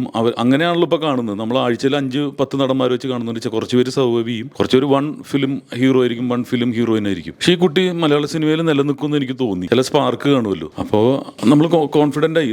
അപ്പോൾ പെർഫോമൻസിന് പിന്നെ ബുദ്ധിമുട്ടില്ല പെർഫോം ചെയ്താൽ, അല്ലെങ്കിൽ നമ്മൾ ഡൗൺ ആയി പോകും. ചില ഇപ്പോൾ ഈ അടുത്തൊരു സിനിമ ചെയ്തപ്പോൾ എന്തൊക്കെ ചെയ്തിട്ടും ഓപ്പോസിറ്റ് വെക്കുന്നവർ ആ ലെവലിലേക്ക് വരില്ലെങ്കിൽ നമ്മളും തളർന്നു പോകും. ഇതൊക്കെ പുലികളല്ലേ നിൽക്കുന്നത്. അപ്പോൾ അവരുടെ മുമ്പിൽ എന്നെ ഈ സിനിമയിൽ കൺവിൻസ് ചെയ്ത് പിഴച്ച മനുഷ്യനാക്കി മാറ്റുന്നത് ഇദ്ദേഹമാണ്. അപ്പം ഞാൻ അത്രയും കൺവിൻസ് ആവണമെങ്കിൽ അപ്പം അതേപോലെ പറഞ്ഞ് എന്നെ ഇത് ചെയ്യുമ്പോൾ അത്രയും നല്ലൊരു ആക്ടർ വന്നിട്ട് ഞാൻ ഇപ്പോൾ ഇരുത്തിപ്പ് വീഴ്ത്തുന്നല്ല കേട്ടോ. എനിക്ക് ആ ഗെറ്റപ്പും ഇതൊക്കെ കണ്ട് ഇത് കഴിഞ്ഞപ്പോൾ ട്രോൾ വന്നാലും കുഴപ്പമില്ല, ഞാൻ പറയാനുള്ള പറയുമെന്നുള്ള അറിയാലോ. നസറുദ്ദീൻ ഷായുടെ ഒരു ഷെയ്ഡാണ് ഫീൽ ചെയ്തത് യഥാർത്ഥത്തിൽ. നിങ്ങൾക്കൊക്കെ തോന്നിയോന്ന് എനിക്കറിയില്ല. നസറുദ്ദീൻ ഷാ വന്നേക്കുന്ന ഒരു ആക്ടർ, ഒരു സ്റ്റാർ, അതൊന്നുമല്ല തോന്നിയത്. ഒരു ആക്ടർ, ആ ഒരു ക്യാരക്ടർ വന്നിരിക്കുന്നു. അതൊരു ഇദ്ദേഹത്തിന്റെ സ്കിന്നിന്റെ ടോണും ഇദ്ദേഹത്തിന്റെ ഡ്രസ്സിങ്ങും അദ്ദേഹത്തിന്റെ എക്സ്പീരിയൻസ് ആയിരിക്കും. കാരണം കുറെ കടന്ന് പയറ്റിയിട്ടുള്ളതല്ലേ, ഇപ്പോഴും പയറ്റിക്കൊണ്ടിരിക്കുകയാണ്. അന്ന് സിനിമ നടനായെന്നും പറഞ്ഞ് മാറിയിരിക്കുന്നില്ല. അപ്പോൾ അങ്ങനത്തെ ആക്ടേഴ്സ് വരുമ്പോൾ നമ്മൾ ആ ലെവലിലേക്ക് ഇപ്പൊ സന്തോഷമായിട്ട് ഇപ്പോഴും പറഞ്ഞ പോലെ സ്റ്റേജ് നാടകം എനിക്ക് സിനിമയിൽ ശരിക്കും പറഞ്ഞാൽ കുറച്ച് വൈകിയാണ് വന്നത്. നാടകത്തിൽ ചെറുപ്പം മുതലേ ഉണ്ട്, ഇപ്പോഴും നാടകം ചെയ്യുന്നുണ്ട്. ഇപ്പൊ മറ്റേ സോളോ ചെയ്തു. അപ്പൊ ഞാൻ ചോദിക്കുന്നത്, ഇപ്പോഴും നാടകം ഒരേപോലെ കൊണ്ടുവന്ന് കുറെ പേര്, നമ്മൾ ഭൂരിപക്ഷം പേരെ കണ്ടിരിക്കുന്ന സിനിമയിൽ വന്ന തിരക്കായ പിന്നെ ബ്രേക്ക് എടുക്കും, പിന്നെ സിനിമ തന്നെ ബ്രേക്ക് അല്ല. എനിക്ക് തോന്നിയിരിക്കുന്നത് മലയാള നാടകവേദി പോലും വല്ലാത്തൊരു അവസ്ഥയിലേക്ക് പോയിരിക്കുകയാണ്. കുറേയും കൂടി നമ്മുടെ നാടകത്തിന് സിനിമയിൽ വന്ന വലിയ നമ്മുടെ തിലകൻ ചേട്ടനെ പോലെയുള്ള ഒരുപാട് പേരുണ്ട്, സായികുമാർ ചേട്ടൻ, ഇവരെല്ലാം ഒന്ന് മനസ്സ് വെച്ചിരുന്നുവെങ്കിൽ. ഇപ്പൊ എന്തുകൊണ്ടാണ് മിമിക്രി എന്ന് പറഞ്ഞൊരു കല ഇപ്പോഴും ലൈവായിട്ട് നിൽക്കുന്നത്? ഇവരെ പോലുള്ള കലാകാരന്മാർ സിനിമയുടെ ഇടവേളകളിൽ പോയിട്ട് ഷോ ചെയ്യുന്നു, ആ ഷോ കാണാൻ ആൾ വരുന്നത്. ലൈവ് ഷോ കാണാൻ പുറം രാജ്യങ്ങളിൽ ഇപ്പോഴും ഭയങ്കര ഇൻട്രസ്റ്റ് ആണ് അവർക്ക്. നമ്മുടെ നാട്ടിലേക്കാളും കൂടുതൽ ലൈവ് ഷോയ്ക്ക് താല്പര്യം പുറമേ ഉള്ളവർക്കാണ്. ഇവർ ചെയ്യുന്നതുകൊണ്ടാണ്. ഇപ്പം ദിലീപേട്ടൻ പോലും ഇവർക്ക് ഒരു സ്റ്റേജ് ഷോ കിട്ടിക്കഴിഞ്ഞാൽ ഇവർ 2 മിമിക്രി ചെയ്യും. അപ്പോൾ നമുക്കിഷ്ടമാണ് നസീർ സാറിനെ കാണാനും സത്യൻ സാറിനെ കാണാനും. മമ്മൂക്ക നിൽക്കുമ്പോൾ തന്നെ ഇവർ മമ്മൂക്ക തന്നെ, സുരേഷ് ഗോപി ചേട്ടൻ നിൽക്കുമ്പോൾ തന്നെ ഇദ്ദേഹം. അപ്പോൾ അതൊരു കലയാണല്ലോ മിമിക്രി. എനിക്ക് തോന്നിയത് ഈ നാടകം മാത്രം, നാടകം അങ്ങനെ കുറച്ച് വിഷമതയാണ്. കാരണം ഒരു കൂട്ടായ്മ ഉണ്ടായിരിക്കണം, വായിക്കണം. അത് വലിയൊരു പണിയുള്ള പരിപാടിയാണ്. അപ്പോൾ അവരാരും ചെയ്തിട്ടില്ല. പക്ഷേ ഹിന്ദി സിനിമയിൽ അതല്ല. ഇപ്പം ഞാൻ ഈ സോളോയിലേക്ക് വന്നത് പോലും അനുപം ഖേർ എന്ന് പറഞ്ഞാൽ, ഞാൻ ഒരുപാട് സോളോ കണ്ട ഒരാളാണ്. പക്ഷേ അനുപം ഖേർ എന്ന് പറഞ്ഞാൽ എനിക്ക് ഏറ്റവും ഇഷ്ടപ്പെട്ടൊരു നടൻ. അദ്ദേഹത്തിൻ്റെ ഒരു സോളോ കണ്ടപ്പോഴാണ് അദ്ദേഹം സോളോ ആയിട്ട് ലോകരാജ്യങ്ങൾ മുഴുവൻ സഞ്ചരിക്കുകയാണ്. അപ്പോൾ അദ്ദേഹം അതിൻ്റെ സന്തോഷം പറഞ്ഞത് അത്രയും ഹിറ്റ് സിനിമകളോ ഒക്കെ ഹിന്ദിയിൽ നിന്ന് ഉണ്ടാക്കിയ ഒരു മനുഷ്യനാണ്. അപ്പോൾ ഞാൻ ഈ വലിയ വലിയ ഗ്രൂപ്പിൻ്റെ കൂടെ നാടകങ്ങൾ അവതരിപ്പിക്കുന്നുണ്ട്. അപ്പോൾ എൻ്റെ മനസ്സിലൊരു ചെറിയൊരു ആശയം വന്നത്, ഇങ്ങനെ നാടകമായിട്ട് വന്ന് എനിക്കും കുറച്ച് രാജ്യങ്ങൾ കാണാൻ പറ്റുമല്ലോ. പക്ഷേ ഞാൻ അങ്ങനെ സ്വപ്നം കണ്ടുകൊണ്ട് മാത്രം കാര്യമില്ല. പിന്നെ നേരത്തെ പറഞ്ഞ പോലെ വിക്രമാദിത്യൻ എന്നൊരു സിനിമ എനിക്ക് വന്ന് ഭവിക്കുന്നതാണ്. ആ സിനിമ വലിയൊരു സക്സസ് ആവുന്നു. ആ സിനിമയിൽ നിന്ന് കിട്ടുന്ന പൈസ കൊണ്ടാണ് പിന്നീട് ഞാൻ ഈ നാടകം ഉണ്ടാക്കുന്ന പോലും. പിന്നീട് നാടകം ഉണ്ടാക്കി ഈ നാടകം കാണാൻ ആൾ വരുന്ന പോലും, ഞാൻ അതിന് തൊട്ടുമുമ്പ് സ്റ്റേറ്റ് അവാർഡൊക്കെ വാങ്ങിയ ഒരു ആക്ടറാണെങ്കിൽ പോലും ഒരു നാടക നടന കിട്ടുന്നതിൻ്റെ ഒരു കുറച്ചുണ്ട്, പരിമിതിയുണ്ട്. പക്ഷെ ആ പരിമിതിയെ ഞാൻ ബ്രേക്ക് ചെയ്തിരിക്കുന്നത് സിനിമ എന്ന് പറയുന്ന ഒരു വലിയ കല എന്നിലേക്ക് എത്തിയപ്പോഴാണ്. അപ്പോൾ എനിക്ക് കുറച്ചും കൂടി ഈ നാടകം ആയിട്ട് സഞ്ചരിക്കാൻ ഇനി എനിക്ക് പെട്ടെന്ന് ആർക്കും ഒരു സംഘാടകർക്ക് എന്നെ പരിചയപ്പെടുത്തണ്ട. സിനിമ നടന്ന ഒരു ബ്രാൻഡ്, ആ പുലിമുരുകൻ്റെ അച്ഛൻ അല്ലെ വിക്രമാദിത്യയിലെ കുഞ്ഞുണ്ണി അല്ലെ മറ്റേ പത്തേമാരിലെ ആക്ടർ എന്ന് പറയുന്ന ഒരു ബ്രാൻഡ് എനിക്ക് കിട്ടി. അത് കിട്ടി. ഞാൻ ആ ബ്രാൻഡ് തലയിൽ വെച്ച് നിൽക്കുന്നതിനേക്കാളും നല്ലത് എന്നെ ആദ്യം ഒരു സമൂഹത്തിന് മുൻപിലേക്ക് എന്നെ കൈപിടിച്ചുയർത്തിയത് നാടകമാണ്. എൻ്റെ സിനിമയൊക്കെ അന്ന് വളരെ ദൂരെയാണ്, നമുക്ക് സ്വപ്നം പോലും കാണാൻ പറ്റില്ല. കാരണം ഇന്നത്തെ പോലെ ഇന്നൊക്കെ ഭയങ്കര സൗകര്യങ്ങളല്ലേ. അന്ന് ആരെ കാണാൻ പറ്റും? കണ്ണൂരിൽ നിന്നുള്ള ഒരു സിനിമാക്കാരൻ എന്ന് പറഞ്ഞാൽ ശ്രീനിവാസൻ ചേട്ടനാണ്. അതേ കാണാൻ ഫുൾ ചെന്നൈയിലാണ്. നമുക്ക് കാണാൻ പോലും പറ്റില്ല, ദൂരെ നിന്ന് കാണുക എന്നല്ലാതെ. ഒരു അസിസ്റ്റന്റ് ഡയറക്ടർ പോലും എൻ്റെ ഒന്നും നാട്ടിലില്ല. അപ്പോൾ നാടകം ഇങ്ങനെ നമ്മുടെ മുമ്പിൽ കണ്ടുകൊണ്ടിരിക്കുമ്പോൾ അഭിനയം ശരി, അങ്ങനെയാണ് നാടകത്തിൽ പോകുന്നത്. പക്ഷേ എനിക്ക് ഇപ്പോഴും ഞാൻ പറയുന്നു, എപ്പോഴും ഈ ശ്വാസം എപ്പോഴാണോ കട്ടാവുന്നത് അതുവരെ നാടകം എന്ന് പറഞ്ഞ കലയെ ഞാൻ വിടില്ല. ഇപ്പോഴും നാടകമായിട്ട് ഒരുപാട് ലോകം സഞ്ചരിക്കുന്നുണ്ട്. അപ്പൊ ഇപ്പൊ ഈ സിനിമാഭിനയവും നാടകാഭിനയത്തിലും കുറച്ച് മാറ്റങ്ങൾ ഉണ്ടല്ലോ. അപ്പൊ അതെങ്ങനെ ബാലൻസ് ചെയ്തുകൊണ്ട്? അല്ല, രണ്ടും മീഡിയത്തിന് നമ്മൾ തിരിച്ചറിയാം. കാരണം നാടകം ഒരു ലൈവാണല്ലോ, ആ ജൈവകലയാണ്. ആ ജൈവകല കാണാൻ വരുന്നവർക്ക് നമ്മളൊരു ക്ലോത്ത് ഷോട്ടിൽ നിന്നല്ല അഭിനയിക്കുന്നത്. ഏറ്റവും ബാക്കിലിരിക്കുന്ന പ്രേക്ഷകനും നമ്മൾ എന്താണോ ചെയ്യുന്നത് അത് ശബ്ദത്തിലൂടെ, ഭാവാഭിനയത്തിലൂടെ, നമ്മുടെ ആഹാര്യം എന്ന് പറയുന്നവരുണ്ട്. നമ്മൾ ഈ ചതുർവിധ അഭിനയം എപ്പോഴും ആഹാര്യം, വാചികം, സ്വാത്വികം, ആഹാര്യം, ഇത് 4 പ്രയോഗിക്കപ്പെടുന്ന ഏക കലാരൂപം എന്ന് പറയുന്നത് നാടകമാണ്. ബാക്കിയെടുത്തൊക്കെ ഇപ്പം നമ്മളിപ്പോൾ സിനിമയിലാകുമ്പോൾ ഒരു ക്ലോസ് ഷോട്ട് ആകുമ്പോൾ നമ്മൾ ഒന്ന് ബിഹേവ് ചെയ്താൽ മതി എന്ന് പറയും, ഒന്ന് പെരുമാറി മതി, നമ്മൾ മനസ്സിൽ കണ്ടാൽ മതി, അത് ക്യാമറ ഒപ്പിയെടുത്തോളും. അതൊരു വേറെ വലിയൊരു ടാസ്ക്കാണ് സിനിമ ആക്ടറെ സംബന്ധിച്ചിടത്തോളം. അതുകൊണ്ടാണ് ഇവരൊക്കെ മഹാനടന്മാരായി മാറുന്നത്. പക്ഷെ സ്റ്റേജിൽ അത് പറ്റില്ല. നമ്മൾ ആ പ്രേക്ഷകനടക്കം നമ്മളിത് കൊടുക്കണം. അപ്പോൾ അത് നാടകമാണ് ഞാൻ ചെയ്യുന്നത്, എൻ്റെ മുമ്പിലുള്ളത് ഒരു ലൈവായിട്ടുള്ള പ്രേക്ഷകനാണ് എന്ന ബോധം എനിക്കുണ്ടായിരിക്കണം. എന്നൊരു സിനിമയിലേക്ക് അഭിനയിക്കാൻ വിളിക്കുമ്പോൾ എൻ്റെ മുമ്പിൽ ക്യാമറയാണെന്നും ഡയറക്ടർ പറയുന്ന രീതിയിൽ ഞാൻ ചെയ്യുക. ആ ആക്ഷൻ കട്ട് എന്ന് പറയുന്ന ആ സമയത്ത് എനിക്ക് ക്യാരക്ടറായി മതി. അതും ഒരു വലിയ പ്രോസസ്സാണ്. അതാണ് സിനിമ അഭിനയത്തിന്റെ ഏറ്റവും വലിയൊരു പ്രയാസം. ഈ പ്രോസസ്സിലേക്ക് ഫസ്റ്റ് പടം വിക്രമാദിത്യനല്ല ഫസ്റ്റ് പടം അല്ല എങ്കിലും അത് ശരിക്കും ശ്രദ്ധിക്കപ്പെടുന്ന നല്ലൊരു ക്യാരക്ടർ എന്ന് പറഞ്ഞാൽ വിക്രമാദിത്യനാണോ? അപ്പൊ ഈ വിക്രമാദിത്യത്തിൽ തന്നെ ഈ ഒരു പ്രോസസ്സിലേക്ക് ഇൻവോൾവ് ആവാൻ പറ്റും. അത് ഒന്ന് എന്താണെന്ന് പറഞ്ഞാൽ ഞാൻ അത് അല്ല ടി വി ചന്ദ്രൻ സാറിന്റെ ഒക്കെ അസിസ്റ്റന്റ് ഡയറക്ടർ ആയിരുന്നു ഞാൻ. കമൽ സാറിന്റെ അസിസ്റ്റന്റ് ആയിരുന്നു. അപ്പോൾ ഇവരൊക്കെ അഭിനയിക്കുന്ന കാണുന്നുണ്ടല്ലോ. പിന്നെ നാടകത്തിൽ അന്ന് അഭിനയിക്കുമ്പോഴും ഭയങ്കര ഡ്രമാറ്റിക് ആയിട്ട് ഞാൻ എവിടെയും പോയിട്ടില്ല. അങ്ങനെയുള്ള നാടകങ്ങൾ പോയി. കാരണം എനിക്ക് കിട്ടിയ ഗുരുനാഥന്മാരൊക്കെ അങ്ങനെയുള്ള ഗുരുനാഥന്മാരായിരുന്നു. ശുഭേഷ് കൊട്ടാരമായാലും, ഗോപിനാഥ് കോഴിക്കോട് സാറ്, വേണുക്കുട്ടൻ നായർ സാറ്, സതീഷ് നാഗ്പാൽ ഡൽഹിയിലുള്ള കുറേയും കൂടി ഈ ബിഹേവിംഗ് ആക്ടിങ്, റിയലിസ്റ്റിക് ആക്ടിങ്, ഈ ഭയങ്കര ബേർഡ്സ് ആക്ടിങ് അല്ലാതെ, കാരണം ഒരു വലിയ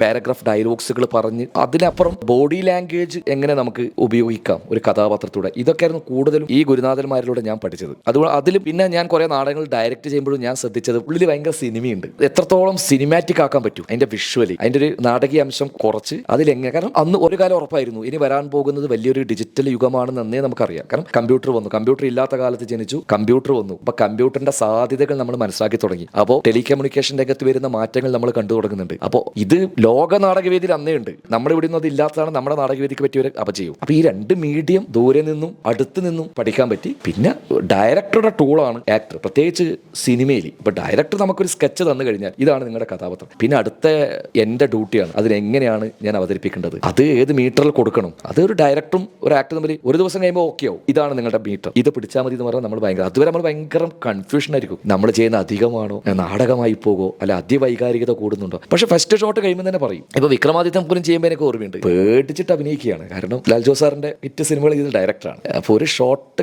കഴിഞ്ഞ ഉടൻ തന്നെ ബാക്കിൽ നിന്ന് സാറ് ജോമോൻ ടി ജോൺ ആ ക്യാമറമാൻ അസല് കള്ളൻ തന്നെ. കാരണം അദ്ദേഹം ഉദ്ദേശിച്ചു അതാണ്. ഇത് ഞാൻ ദൂരെ നിന്ന് എന്റെ മുന്നിൽ നിന്നല്ല പറയുന്നത്, ഇത് കേട്ടപ്പോൾ അമ്പോ. ഇപ്പൊ സത്യനാഥ് സാറിന്റെ പടത്തിൽ എന്നും എപ്പോഴും അഭിനയിക്കാൻ പോയി. ആദ്യമായിട്ട് ലാലേട്ടൻ്റെ കൂടെ അഭിനയിക്കുന്ന സിനിമയാണ്. ലാലേട്ടൻ അഭിനയിക്കുന്ന സമയത്ത് തന്നെ അതിൽ ടാക്സി ഡ്രൈവറാണ്. ഞാൻ ആദ്യമായിട്ട് ജീവിതത്തിൽ ഞാൻ കാർ ഓടിച്ചത് മോഹൻലാൽ എന്ന് പറഞ്ഞ ലോക സിനിമയിൽ തന്നെ ഒരു താരത്തിനെയും കൊണ്ടാണ്. ഞാൻ ഇത് ആരോടും പറഞ്ഞിട്ടില്ല. കാരണം സത്യനാഥ് സാറിന്റെ പടത്തിലേക്ക് എന്നെ വിളിക്കുകയാണ്. ഒരു ടാക്സി ഡ്രൈവറെ വേഷാന്നേ പറയുന്നുള്ളൂ. സത്യൻ സാറ് ചോദിച്ചു, സന്തോഷിന് കാറൊക്കെ ഓടിക്കാൻ അറിയില്ലേ? പരമാവധി ഞാൻ ചില സമയത്ത് സത്യം പറയുന്ന ഒരാളാണ്, നിഷ്കളങ്കത പുറത്തേക്ക് ചാടിപ്പോകില്ലേ. അവിടെ എന്നെ കൺട്രോൾ ചെയ്തു. സാർ അറിയാം എവിടെ. പക്ഷെ ഒരാഴ്ച സമയമുണ്ട്. ഒരാളെ വിളിച്ച് ഒരു കാറ് റെന്റേ കാറിന് എടുത്ത് രാവിലെ മുതൽ വൈകുന്നേരം വരെ ഓടിക്കലല്ലേ. പക്ഷേ നമുക്കറിയാം ഈ സിനിമയിൽ എപ്പോഴും ഒരു കാര്യമുണ്ട്. സിനിമയിൽ ആർട്ടുകാർ തരുന്ന കാറായാലും സൈക്കിളായാലും ബ്രേക്കും ഉണ്ടാവില്ല, ക്ലച്ചും ഉണ്ടാവില്ല. കാറിൽ റിഗില് ക്യാമറ സെറ്റ് ചെയ്തു. ക്യാമറ തന്നെ ആലോചിച്ചു എത്ര വിലപിടിപ്പ്. നമുക്ക് ആ വിലയൊന്നുമില്ല. പിറകിലിരിക്കുന്നത് ലാൽ സാർ. കൊച്ചിയുടെ ഏറ്റവും തിരക്ക് പിടിച്ചതാണ് പനമ്പള്ളി നഗർ. അതിലേക്ക് വിടുകയാണ്. അതിങ്ങനെ കറങ്ങി ആ കടവന്തരയിൽ ഒരു ചെറിയൊരു പാർക്കില്ലേ, അവിടെ എത്തണം. അവിടെ എത്തുമ്പോഴാണ് ലാൽ സാർ വെച്ചു, മോനെ ഓടിക്കലറിയില്ലേ? സാറേ ഞാൻ ആദ്യമായിട്ടാ ഓടിക്കുന്നേ. അത് എത്തിക്കഴിഞ്ഞാൽ പറഞ്ഞിട്ടുള്ളൂ. അല്ലല്ല, അതിന്റെ ഇടയിലും പറഞ്ഞു. പക്ഷെ ആ ഒരു നടൻ അതാണ് വിസ്മയമാണ്. അദ്ദേഹം തന്നൊരു കോൺഫിഡന്റ് ഉണ്ട്. അദ്ദേഹം എങ്ങനെ ആ സമയത്ത് വിളിച്ചിട്ട് സത്യം സാറേ വൺ ഡൂപ്പിൽ വെച്ചെടുത്തോളി, നമുക്ക് സിനിമയ്ക്ക് എങ്ങനെ മാറ്റാം. ബോഡി സജഷൻ വെച്ചിട്ട് ഒരു വെള്ള കുപ്പായം കൊടുത്താൽ മതി ടാക്സി ഡ്രൈവറുടെ. ലാൽ സാറിനെ മാത്രം ക്ലോസിലെടുത്ത് ആ സിനിമക്ക് ഒന്നും സംഭവിക്കില്ല. സിനിമ പോലെയാവും. പക്ഷെ അവർ സെറ്റ് ചെയ്തിരിക്കുന്നത് നമ്മൾ രണ്ടുപേരെയാണ്, രണ്ട് ക്യാമ്പ് വെച്ചിട്ട്. അപ്പൊ എനിക്ക് അത്രയും പ്രോമിനൻസ് കിട്ടുകയാണ്. വേണമെങ്കിൽ ആ ആക്ടർ വിചാരിച്ചു കഴിഞ്ഞാൽ ആ സീനെ ഞാൻ ഉണ്ടായിരിക്കും എവിടെയും ഒരിക്കൽ കാണിക്കും ഇങ്ങനെ ചെയ്യുന്നത്. ബാക്കിയൊക്കെ ഒരാളെ വെച്ചിട്ട് എത്രയോ സിനിമകൾ അങ്ങനെയുണ്ട് അല്ലേ. പക്ഷെ അവിടെയാണ് ഇവരൊക്കെ എങ്ങനെയാണ് ഇത്രയും കാലം ഈ ഇൻഡസ്ട്രിയിൽ നിൽക്കുന്നത് എന്നുള്ളത്. ഈ മീഡിയത്തോടുള്ള ഒരു സത്യസന്ധത ഉണ്ടല്ലോ, അതൊക്കെയാണ് നമ്മൾ റോൾ മോഡലാക്കുന്നത്. അങ്ങനെ ആ സിനിമ കള്ളം പറഞ്ഞ കാരണം അങ്ങനെ ഒരു അല്ല ഞാൻ പറഞ്ഞ അത് കഴിഞ്ഞിട്ട് ഈ സത്യൻ സാറിന്റെ അപ്പുറത്ത് പറയുന്നത്. അപ്പൊ ഏതോരം ഞാനൊരു ആക്ഷൻ ഇട്ടു. അപ്പൊ അഖിലാണ് അസോസിയേറ്റ്. കണ്ട കറക്റ്റ് ഈ ടാക്സി ഡ്രൈവർമാരുടെ സ്വഭാവം. അങ്ങനെ അവർക്കൊരു കാര്യമുണ്ട്, ഈ ഭക്ഷണം കഴിച്ചാൽ അത് അറിയാതെ ചെയ്തു. അത് അവരെ കുറ്റം പറ്റിയല്ല, അവരൊരു ജോലിയല്ലേ. അപ്പൊ ഞാനത് അറിയാതെ ഇട്ടുപോയി. കാരണം നമ്മൾ ഇതെവിടെ ഒബ്സർവ് ചെയ്യുന്നതാണല്ലോ. ഇതൊക്കെ ഒരു ഡയറക്ടർ പറയുമ്പോഴാണ് നമ്മൾ ചെയ്യുന്ന കഥാപാത്രം ഇഷ്ടപ്പെട്ടു. അപ്പൊ നമുക്ക് സമാധാനം. അതുവരെ ഫുൾ ആദ്യമല്ലേ മനസ്സിൽ. കാരണം ഇത് നേരത്തെ പറഞ്ഞ ഒരു തരം ജീവന്മാരുടെ പോരാട്ടമാണല്ലോ. കാരണം എന്നെ സംബന്ധിച്ചിടത്തോളം ഞാൻ നിരന്തരം സിനിമകൾ കാണുന്ന ഒരു മനുഷ്യനാണ്. എല്ലാ സിനിമകളും, അത് ഏത് ജോണറിൽപ്പെട്ടാലും. IFFK നടക്കുമ്പോൾ ഞാൻ അവിടെ ഉണ്ടാവും, IFFA നടക്കുമ്പോൾ അവിടെ ഉണ്ടാവും. നിസാർ സാറിന്റെ പഴയ സിനിമകൾ കാണും, ഷാജി കൈലാസ് സാറിന്റെ സിനിമകൾ കാണും, അടൂർ സാറിന്റെയും കാണും, ചന്ദ്രാട്ടന്റെ അസിസ്റ്റന്റായി ആ സിനിമകളും കാണും, പുതുമുഖം ഡയറക്ടേഴ്സിന്റെയും കാണും. അതുപോലെ തന്നെ ഏത് ടൈപ്പ് നാടകങ്ങളും, അത് ഇന്റർനാഷണൽ നാടകങ്ങളും ഞാൻ കാണാറുണ്ട്. നമ്മുടെ കൊമേഴ്സ്യൽ നാടകങ്ങൾ, അമ്പലപ്പറമ്പ് ഒരു നാടകം, തെരുവ് നാടകം, നൃത്ത നാടകം ഭയങ്കര പുച്ഛിക്കുന്നതാണ് എല്ലാവരും. ഈ ബാലെ ട്രൂപ്പർ ഞാൻ ബാലയിൽ അഭിനയിച്ചിട്ടുണ്ട്. കാരണം എനിക്ക് ഭയങ്കര ഇഷ്ടമാണ് അതിന്റെ കളർ. അവന്റെ ഉടയാടകളുണ്ട്, ഡ്രസ്സ്. അല്ല, ഞാൻ അഭിനയിച്ചത് പിന്നെ അർജുനൻ, മുത്തപ്പനില്ലേ നമ്മുടെ പറശ്ശിനിക്കടവിലെ, ഞാനിത് മുത്തപ്പനായിട്ട് അഭിനയിച്ചിട്ടുണ്ട്. കണ്ണൂർ നടനകലാക്ഷേത്രം ഇതില് പിന്നെ നാരദനായിട്ട് അഭിനയിച്ചിട്ടുണ്ട്. കാരണം ഒന്ന് ഡയലോഗ് പഠിക്കണ്ട. പിന്നെ നമുക്ക് അത് നമ്മൾ MGR സിനിമകൾ കണ്ടിട്ടുണ്ട്. നമ്മൾ കൈയെടുക്കാൻ പിന്നെ ഒരു രൂപങ്ങളില്ലേ, നമ്മുടെ ഒരു അനാട്ടമി മാറ്റിയല്ലേ. നമ്മളത് കൃഷ്ണനായിട്ടൊക്കെ വരുമ്പം ഇങ്ങനെ കൈകൂപ്പല്ലേ. മുത്തപ്പനായിട്ട് അഭിനയിച്ചു കഴിഞ്ഞാൽ ഞാൻ പുറത്തിറങ്ങി കഴിഞ്ഞാൽ ഞാൻ മുത്തപ്പനാണ്. കള്ളും ഇതൊക്കെ കൊണ്ടുതരും നമുക്ക്. കാരണം മുത്തപ്പനെ നിവേദിക്കുന്ന അതൊക്കെയാണ് ജനങ്ങളുടെ മുമ്പിൽ. അങ്ങനെയാണ്. അപ്പോൾ ഇതെല്ലാം എല്ലാ ആർട്ട് ഫോമും നമുക്ക് ഇവിടെ ഉണ്ട്. നമ്മൾ ഒന്നിനെയും നിരാകരിക്കാൻ പാടില്ല. ഒരു ആക്ടർ എന്ന നിലയിൽ ഇതിലൂടെ ഒക്കെ സഞ്ചരിക്കണം അല്ലേ. നമുക്കിപ്പോ ഒരു ചവിട്ട് നാടകം മുത്തപ്പൻ അതൊന്നല്ല കേട്ടോ. മുത്തപ്പൻ വേറെ ലെവലാണ്. മുത്തപ്പൻ വേറെ ലെവലാ. അത് അല്ല, അത് നമ്മൾക്ക് വാങ്ങൂല. അത് ഞാൻ പറഞ്ഞ അങ്ങനെയാണ്. അപ്പോൾ നൃത്തനാടകത്തിൽ പോലും ഞാൻ അഭിനയിച്ചിട്ടുണ്ട്. അപ്പോൾ പല ആൾക്കാരും ഞാൻ കണ്ടിട്ടുണ്ട് ഈ നൃത്തനാടകത്തിൽ അഭിനയിച്ചവർക്കൊക്കെ ഭയങ്കര മടിയാണ് ഈ ബാലയിലൊക്കെ അഭിനയിച്ചവർ നടനാണെന്ന് പറയാൻ. എന്തുകൊണ്ട്? ഇപ്പൊ കഥകളിയിൽ സ്ത്രീവേഷം കെട്ടുന്നവർ ഞാൻ കണ്ടിട്ടുണ്ട്. സ്ത്രീവേഷം കിട്ടുന്ന നടനാകുമ്പോൾ സമൂഹത്തിൽ എന്തോ അവരെ അത് വലിയൊരു സംഭവമല്ലേ. ഗോപിയാശനെ പോലത്തെ ആൾക്കാരൊക്കെ നമ്മൾ കാണുമല്ലേ. അതുകൊണ്ട് ഈ നമ്മൾ നിരന്തരം പഠിച്ചുകൊണ്ടിരിക്കുക, എല്ലാവരും കൂടെ ഇങ്ങനെ വർക്ക് ചെയ്യുക, ഇതിന്റെ കൂടെ ഇങ്ങനെ ഒഴുകി നടക്കുകയാണ്.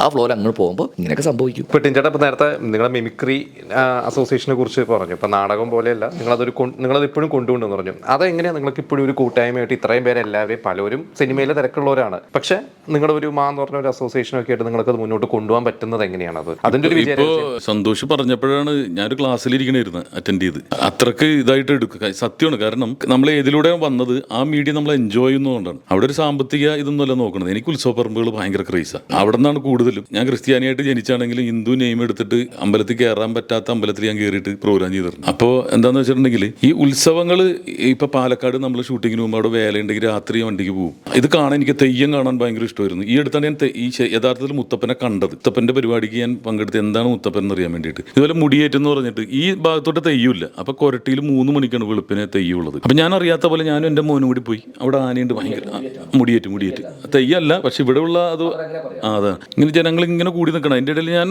ഇതായിട്ടൊന്നുമല്ല, ടിനിട്ടോമായിട്ടൊന്നുമല്ല പോയേക്കണത്. ആരും പറയണ്ട, അറിയാതെ വന്ന് നിൽക്കുമ്പോൾ കാണണം എനിക്ക്. അപ്പോൾ ഇതിങ്ങനെ ഇതുപോലെ തന്നെ അങ്ങോട്ട് വരികയാണ്. വന്നിട്ട് നേരെ എൻ്റെ മുഖത്തോട്ട് കുറച്ച് നേരം ഇങ്ങനെ നോക്കി. സാധാരണ എല്ലായിടത്തും വന്നിട്ട് എന്ന് പറഞ്ഞ് പോവാണ്. എന്നോട് കുറച്ച് നേരം നോക്കി അയ്യോ ഓക്കെ എന്ന് പറഞ്ഞു, മനസ്സിലായി.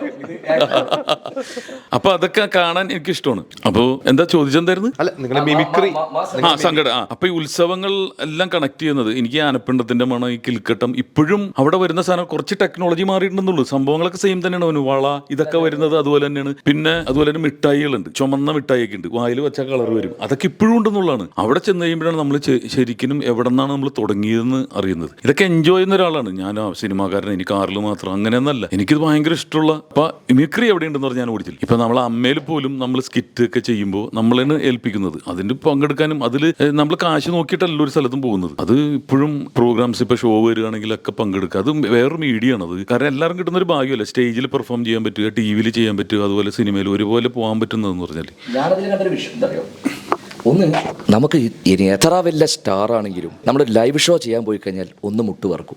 അവിടെ റീടേക്ക് ഇല്ലാത്തതാണ്. ആ സമയത്ത് നമുക്ക് ഒരു ഭയമൊക്കെ ഉണ്ടാവണം എപ്പോഴും. നമുക്ക് ഈ ഭയങ്ങളൊന്നും ഇല്ലാതിരിക്കുമ്പോഴാണ് നമ്മൾ പലപ്പോഴും വഴിയൊക്കെ തെറ്റിപ്പോകുക. അപ്പോൾ അതുകൊണ്ട് ഞാൻ പറഞ്ഞാൽ ഇപ്പോൾ ഹോളിവുഡിലൊക്കെ സംഭവിക്കുന്നത് അതാണ്. കാരണം എല്ലാ ആക്ടേഴ്സും തിയേറ്റർ പ്രാക്ടീസ് ചെയ്യും. ഇപ്പോൾ ഇങ്ങോട്ട് വരാൻ തുടങ്ങി. എന്തുകൊണ്ടാണ് പറഞ്ഞാൽ ഇത്രയധികം നമ്മളെ റിഫ്രഷ് ചെയ്യാൻ പറ്റുന്ന ഒരു മീഡിയം പറയില്ല. കാരണം നമുക്ക് തന്നെ കുറേ സമയം കഴിയുമ്പോൾ നമ്മൾ ഒരേപോലെ തന്നെ വേഷങ്ങളൊക്കെ ചെയ്തുകൊണ്ടിരിക്കുമ്പോൾ പോലും നമുക്ക് വല്ലാതെ ഇത് വരും. കാരണം നമ്മൾ ഒരു പ്രേക്ഷകന്റെ മുന്നിലല്ലല്ലോ ഷൂട്ട് ചെയ്യുമ്പോൾ നമ്മുടേതായ ഒരു ക്രൂവിന്റെ മുന്നിൽ മാത്രമേ നമ്മൾ അഭിനയിക്കുന്നുള്ളൂ. പ്രേക്ഷകർ എന്ന് പറയുന്നത് ലൈവാണ്. അപ്പൊ അതുകൊണ്ട് തന്നെ അതൊരു ഭയങ്കര അനുഭവമായിരിക്കും. നമ്മൾ വേറൊരു എനർജിയാണ്. കാരണം അത് 1 മണിക്കൂർ 1.5 മണിക്കൂർ നമ്മളല്ലേ, നമ്മുടെ ശബ്ദം, നമ്മുടെ ശരീരം, ഇത് വേറെ ആരും നമ്മളെ രക്ഷക്കെത്തൂല.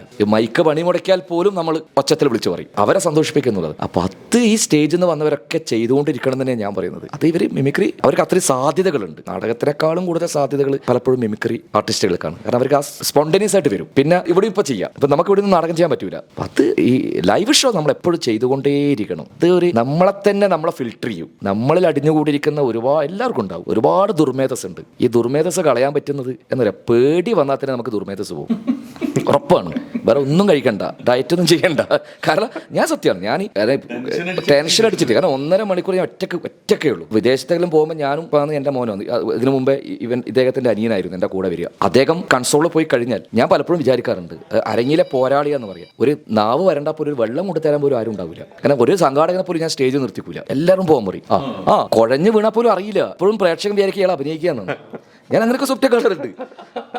കാരണം അഭിനയിക്കും, ഇയാൾ അഭിനയിച്ച് പോവാ. അപ്പൊ അദ്ദേഹത്തിന് ഒരു പേരുണ്ടല്ലോ, മരണ നടൻ. മരിച്ച അഭിനയിക്കുകയാണ്. അപ്പോൾ അവസാനം കർട്ടൻ താഴ്ത്തിയ ശേഷം ഇയാൾ മരിച്ചു എന്ന് അറിയുള്ളൂ. പക്ഷെ അതൊരു റിസ്ക് ആണ്. ആ 1.5 മണിക്കൂർ നേരം നമ്മളെ ഒരു ഇത് എന്താ വെച്ചാൽ, അത് എനിക്ക് അവരോടും അവർക്ക് എന്നോടുള്ള ഒരു വിശ്വാസമുണ്ട്. ഈ ഒരു എനർജി ഉണ്ട്. അത് നമ്മളെപ്പോഴും പറഞ്ഞ കണ്ട്, ഞാൻ വെളിച്ചത്തിലാണ്, അവർ ഇരുട്ടിലാണ്, നമ്മൾ അവർക്ക് വെളിച്ചം കൊടുക്കുകയാണ്. അപ്പോൾ അവർക്ക് വെളിച്ചം കൊടുക്കണം, ഞാൻ ഭയങ്കര സത്യസന്ധമായിരിക്കണം. ഇത് വെറുതെ അല്ല.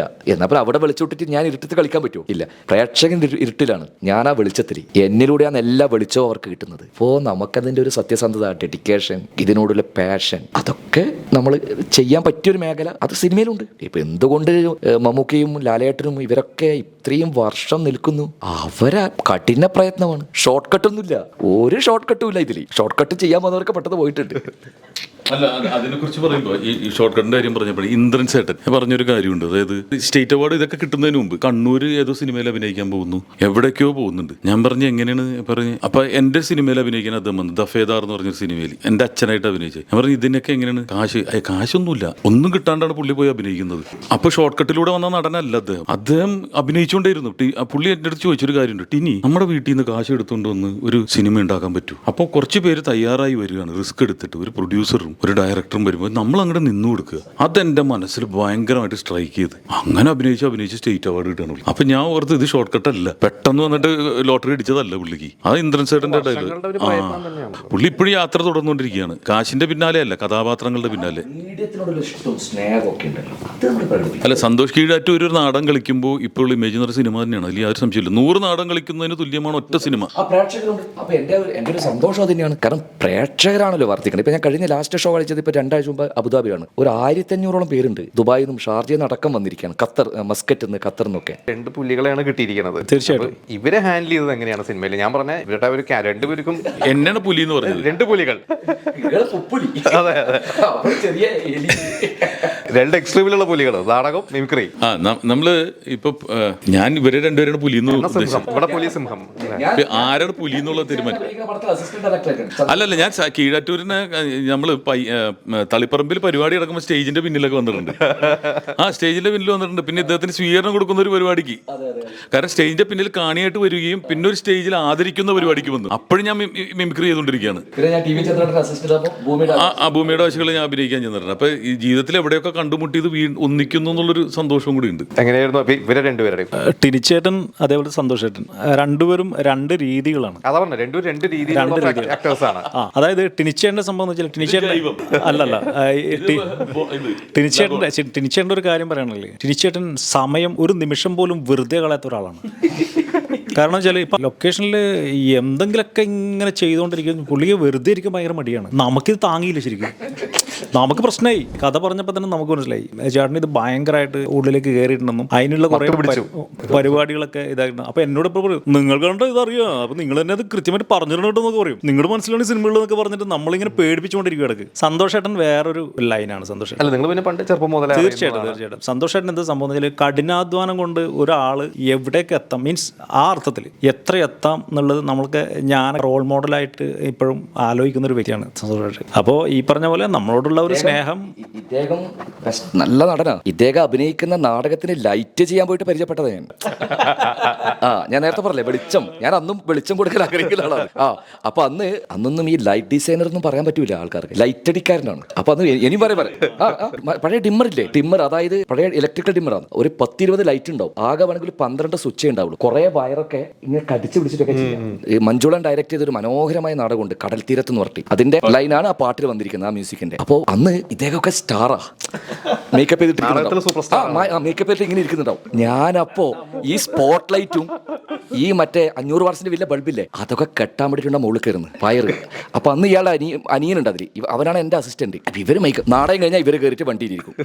അപ്പൊ ഞാനും അവനും കൂടിയിട്ട് പ്രതാപനും കൂടിയിട്ട് ഈ ഉള്ള വയറ് മുഴുവൻ ഇൻസുലേഷൻ അടിച്ചിട്ടുണ്ടാവും. ഇത് മുഴുവൻ ചുറ്റി 100 രൂപ 150 ആയിരിക്കും. പക്ഷെ അതായത് എല്ലാവരും അഴിച്ചാലേ നമുക്ക് കഴിക്കാൻ പറ്റുള്ളൂ. അപ്പൊ അങ്ങനെ എത്രയോ വേദികളിൽ. പക്ഷേ എന്റെ സന്തോഷം എന്താണ്, ഇന്ന് അദ്ദേഹം ഡയറക്റ്റ് ചെയ്യുന്ന പടത്തിൽ ഞാൻ അഭിനയിക്കുന്നു. ഇയാളാണ് ആക്ഷൻ പറയുന്നത്. ഇതിലും നമ്മൾ പറഞ്ഞു ഇതിലൊരു കൊടുക്കൽ വാങ്ങൽ എന്ന് പറയുന്നത് അതിൻ്റെ ഒരു പെയിൻ. അത് ശരി, നമുക്ക് എവിടെയാണോ സന്തോഷം കണ്ടെത്തുന്നത്. ഞാൻ ഇപ്പോഴും കഴിഞ്ഞ ആഴ്ച ഞാൻ പോയിട്ട് മസ്കറ്റ് പറ്റിയൊരു നാടകത്തിന് ഞാൻ ലൈറ്റ് ചെയ്തു. എന്താ പറയുക, എനിക്ക് ഭയങ്കര സന്തോഷമുള്ള ഒരു പരിപാടിയാണ് ലൈറ്റ് ചെയ്യാന്നുള്ളത്. കാരണം കളേഴ്സ്, ഡിസൈൻസ്. ഇപ്പം ഒരു സിനിമയ്ക്ക് ക്യാമറമാൻ്റെ ധർമ്മം എന്താണോ അതാണ് നാടകത്തിൽ ലൈറ്റ്. കാരണം ഞാൻ ലൈറ്റ് ചെയ്താൽ മാത്രമേ നിങ്ങളുടെ എക്സ്പ്രഷൻ ജനങ്ങൾ കാണുള്ളൂ. സംവിധായകൻ ഉദ്ദേശിക്കുന്ന ചില ഇമേജസ് ഉണ്ടാവും, കളേഴ്സ് ഉണ്ടാവും. അതിങ്ങനെ ചില കളറുകൾക്ക് അർത്ഥങ്ങളുണ്ട്. അത് ഞാൻ കൊടുത്താൽ മാത്രമേ, ഞാൻ ആ സീക്വൻസ് ഞാൻ വിട്ടുപോയാൽ ഇത്ര ഇവർ അഭിനയിച്ചാലും, കാരണം ഈ ഫ്ലാറ്റ് ലൈറ്റിലല്ലല്ലോ നാടകങ്ങൾ ഉണ്ടാവുക. അപ്പോൾ അതുകൊണ്ട് അതിനെ ഭയങ്കര രസകരമായിട്ട് ഞാൻ കാണുന്ന ഒരാളാണ്. അപ്പോൾ അതുകൊണ്ട് തന്നെ എനിക്ക് സന്തോഷം കിട്ടുന്ന ഏത് മേഖലയിലായാലും ഞാൻ അവിടെ പോയിട്ട് ചെയ്യും. അത് ഞാൻ പറയാം, ഭയങ്കര ഇഷ്ടമാണ് മിമിക്രി. എവിടെ മിമിക്രി ഉണ്ടോ, മിമിക്സ് ഉണ്ടോ, കലാഭവൻ്റെ ഇവരെയൊക്കെ ഒരു കാലത്ത് നമ്മൾ അവരുടെയൊക്കെ ആരാധകരാണ്. അപ്പോൾ അതിൻ്റെ ഒരു ഹാപ്പിനെസ് നമ്മൾ കണ്ടെത്തുന്നു എന്നുള്ളതാണ്. അതിൽ നമ്മൾ ഹാർഡ് വർക്ക് ചെയ്യുന്നു. അപ്പോൾ രഞ്ജിത്തിൻ്റെയും ഒരു ഹാർഡ് വർക്ക്, ഇത്രയും കാലത്തെ ഒരു പാഷനാണ് ഈ സിനിമ. അയാൾ അതിലേക്ക് എത്തണം, എനിക്കൊരു സിനിമ ഡയറക്റ്റ് ചെയ്യണം. കാരണം ആക്ടർ എന്നതിലപ്പുറം അദ്ദേഹം പോയത് ഡയറക്ടർ ആവണം എന്നതാണ്. അപ്പൊ അതിന്റെ ഒരു പരിസമാപ്തിയിലേക്ക്. പക്ഷെ ഇത് തുടക്കം മാത്രമാണ്. അദ്ദേഹം ഒരു സിനിമ ചെയ്തു, ഞങ്ങൾ എല്ലാവരും അതിന്റെ ഭാഗമായി. ഇനി അത് പ്രേക്ഷകർക്ക് വിട്ടുതരികയാണ്. കാരണം ഇതിന്റെ ഏറ്റവും പ്രധാനപ്പെട്ട ഒരു വേഷം കൈകാര്യം ചെയ്തിരിക്കുന്നത് ടിനിച്ചേട്ടനാണ്. അദ്ദേഹം അത് ഭംഗിയായിട്ട് ചെയ്തു എന്ന് തന്നെയാണ് പേഴ്സണലി എനിക്ക്. ഞാൻ ആ സിനിമയുടെ പ്രിവ്യൂ കണ്ടതുകൊണ്ട് അതിലെ ആ നായിക കുട്ടി, ഞാൻ നായിക എന്നതിനെക്കാട്ടിയും പറയാൻ ഉദ്ദേശിക്കുന്ന ഒരു മെയിൻ ക്യാരക്ടർ. നായിക എന്ന് പറയുമ്പോഴേക്ക് നമുക്ക് കുറച്ചും കൂടി ഒരു ആടയാഭരണങ്ങൾ കൊടുക്കുന്ന പറയാം. എൻ്റെ അഭിപ്രായത്തിൽ അത് ആ പദവി കളയണം. കേന്ദ്ര കഥാപാത്രം. കാരണം അച്ഛനും മകളുമാണ്. ഇപ്പൊ നായിക എന്ന് പറയുമ്പോൾ നമ്മുടെ മനസ്സിലേക്ക് മറ്റൊരു ചില ഇതൊക്കെ വരും. അത് അങ്ങനെ ഉണ്ടാക്കിയിട്ടുണ്ട്. അതൊക്കെ കളയേണ്ട കാലം കഴിഞ്ഞു. കേന്ദ്ര കഥ ലീഡിങ് റോളാണ്. അവരാണ് ഈ ലീഡ് ചെയ്യുന്നത്. ഞങ്ങളൊക്കെ ഇതിനെ സപ്പോർട്ട് ചെയ്യുന്ന ആൾക്കാരാണ്. അങ്ങനെ പക്ഷേ ഈ സപ്പോർട്ടേഴ്സും നന്നാവണം അല്ലേ. സാമ്പാർ മാത്രം നന്നായാൽ സദ്യ നന്നാവില്ല. ആ തൊടുകറികളായിരിക്കും ഏറ്റവും ടേസ്റ്റ് ആവേണ്ടത്. ഇതെല്ലാം ഒരുമിക്കുമ്പോഴാണ് ഏറ്റവും നല്ല സദ്യയായി മാറുന്നത്. ഇപ്പൊ ഇതിലെ എല്ലാ ഘടകങ്ങളും ഒരു ലിമിറ്റേഷൻ ഒന്നും നമ്മളിത് മഹാസംഭവം ഒന്നും പറയുന്നില്ല. അതുകൊണ്ട് മത്ത് പ്രേക്ഷകർക്ക് പിടിക്കുകയാണ്. ഇപ്പൊ നായകനിലേക്ക് പോകാം. നായകനല്ല, കേന്ദ്ര കഥാപാത്രത്തിലേക്ക്. അപ്പൊ എന്തായാലും 21 ഇറങ്ങുകയാണ്. അപ്പൊ ഈ ഒരു സിനിമയോട് കൂടി ഇനി ഒരു OTT സാറ്റലൈറ്റ് വാല്യൂ ഉള്ള നായകനായി മാറുന്ന പ്രതീക്ഷയാണോ? വാല്യൂ ഒക്കെ ഉണ്ടാവുമെന്ന് എനിക്കറിയില്ല. എനിക്കറിയില്ല. വാല്യൂ നമ്മുടെ വിലയിടുന്നത് ആരാന്നും എനിക്കറിയില്ല കൃത്യമായിട്ട്. അഭിനയത്തിനാണ് വിലയിടുന്നത്. ബിസിനസ് വൈസ് അങ്ങനെ അല്ല, സ്റ്റാറും ആക്ടറും തമ്മിലൊക്കെ വളരെ വ്യത്യാസമുണ്ട്. ആക്ടർ എന്ന് പറഞ്ഞിട്ടുണ്ടെങ്കിൽ ചിലപ്പോൾ ഒരുപാട് പേര് പെർഫോം ചെയ്തിട്ടുള്ള ആൾക്കാരുണ്ട്. സ്റ്റാർ എന്ന് പറയുമ്പോൾ ചെല്ലും ആള് കൂടുന്നു, മറ്റേ ഈ പറഞ്ഞ പോലെയാണ് പോളിഷ്ഡ് ആണത്, ആടയാഭരണങ്ങളൊക്കെ ഉണ്ടാവും. എനിക്കൊരു ആക്ടർ ആവണം എന്നുള്ളതാണ് ആഗ്രഹം. ജനങ്ങൾ ഒരു നടനാണെന്ന് അംഗീകരിക്കുക. മറ്റത് എല്ലാം കൂടി വന്നു ചേർന്ന് സംഭവിക്കുന്നതാണ്. അപ്പൊ അതാണ് ഞാൻ ആഗ്രഹിക്കുന്നത്. കാണുന്ന 5 പേരാണെങ്കിലും അത് നല്ലത് പറയട്ടെ. 5 പേരല്ല കേട്ടോ കാണേണ്ടത്, എന്നാലും ഞാൻ പറയണതാണ്. ഇനി പറഞ്ഞ 5 പേര് മതി. അപ്പോ ഒന്നും പറയാൻ പറ്റില്ല. അപ്പൊ മത്ത് ഒരിക്കലും നിരാശപ്പെടുത്തില്ല, അത് ഞാൻ ഉറപ്പ് വരുന്നു. ഒരു ട്രാവലായിരിക്കും അത്, ഒരു പ്രത്യേക രീതിയിലുള്ള ട്രാവലായിരിക്കും. ആ ഒരു യാത്രയിൽ നിങ്ങളും പങ്കെടുക്കുക. എന്തായാലും പറഞ്ഞ പോലെ തന്നെ പടം വിജയമാവട്ടെ. All the best.